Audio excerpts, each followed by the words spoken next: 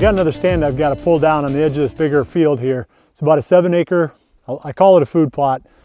It's some years we plant it thinking we're going to combine it, but we never do. So this is a food plot, I guess. And I've had a number of failed attempts hunting around the fringe of this 7-acre field. It's just too big to hunt effectively with a bow. Everything you do, it just seems like the deer on the other side. The stand I'm going to pull is in this finger of trees that sticks out into this field.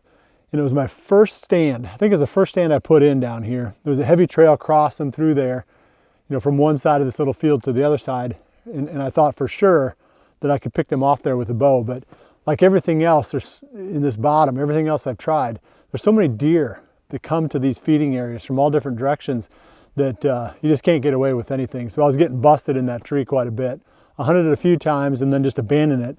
So instead, what I did was put a redneck blind out on the end of the point. And that made a pretty good stand. I mean, we did kill, or pretty good location.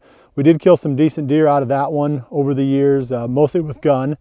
And I had some really fun hunts there. A couple of years ago, had a really good 8-pointer during the 2018 season that walked past at 50 yards. I thought for sure he was going to turn and come my way, but he cut across to the other side of the field. But that actually does make sense because you can close the windows up and you can keep all your scent inside the blind. So even though you've got deer on all sides of you coming into this field, at least they don't smell you, and there's some hope that you'll get a shot. So I've kind of abandoned hunting tree stands except for the ones that are completely out of the action on this bigger food plot. So and I've said it a number of times before, it's really hard to hunt these bigger fields with a bow. And the blind is your best hope. Blind on the edge is good. A blind on a trailer is even better because then you can move it around and locate it wherever the deer seem to be focused in their feeding. But you got to keep those windows closed. You got to keep that thing airtight so that the deer don't smell you when you're hunting it. So I'm going to grab this one and get it out of here.